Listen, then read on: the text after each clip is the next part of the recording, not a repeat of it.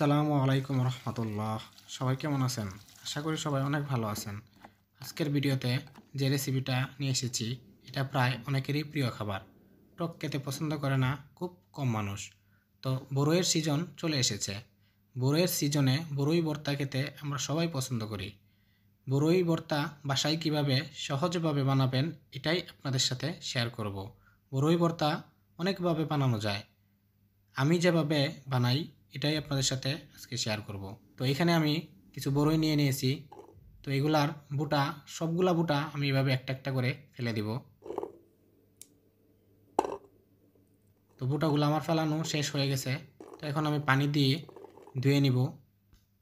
বরই ভর্তায় কাঁচা পাকা দুই ধরনের বরই দিয়ে ভর্তা বানানো যায়, কিন্তু একবারে যে থেতলে গেছে লাল কালার হয়ে গেছে এইগুলা দিয়ে বানালে বেশি একটা মজা হয় না।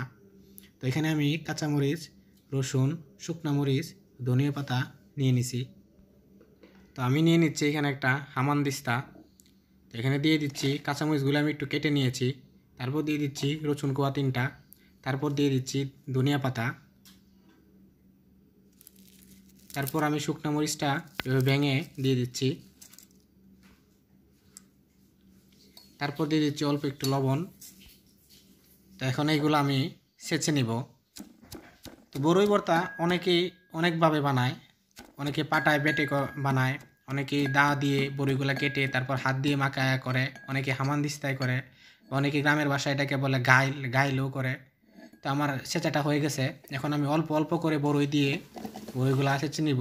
বড়িগুলো যখন ছেঁচবো তখন এটা লক্ষ্য রাখবো যেন বড়ির বিচিগুলা ভেঙে না যায়। বড়ির বিচিটা যদি ভেঙে যায় অনেকেই খেতে পছন্দ করে, আবার অনেকের কাছে প্রবলেম হয়। তো আমি বড়ির বিচিগুলো ভাঙবো না, না ভেঙেই বড়িগুলো সবগুলা ছেঁচে নিব। তো এখন দিয়ে দিচ্ছি আমি লবণ পরিমাণ মতো। জালটা আপনারা আপনাদের পছন্দ অনুযায়ী দিয়ে দিবেন। তো ভর্তাটা আমার হয়ে গেছে। তো এখন আমি পরিবেশন করে নিব। তো ভর্তাটা কেমন হয়েছে অবশ্যই আপনারা কমেন্ট বক্সে কমেন্ট করে জানাবেন।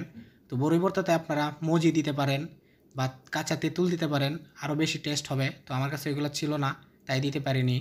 তো যে যেখান থেকে ভিডিওটা দেখতেছেন, যদি ভিডিওটা আপনাদের কাছে ভালো লাগে তাহলে অবশ্যই একটা লাইক দিয়ে দিবেন। চ্যানেলে নতুন হয়ে থাকলে সাবস্ক্রাইব করে আমাদের সাথেই থাকবেন। আজকের মতো বিদায় নিচ্ছি। আবারও দেখা হবে নতুন কোনো ভিডিও নিয়ে। আসসালামু আলাইকুম রহমতুল্লাহ। সবাই ভালো থাকবেন।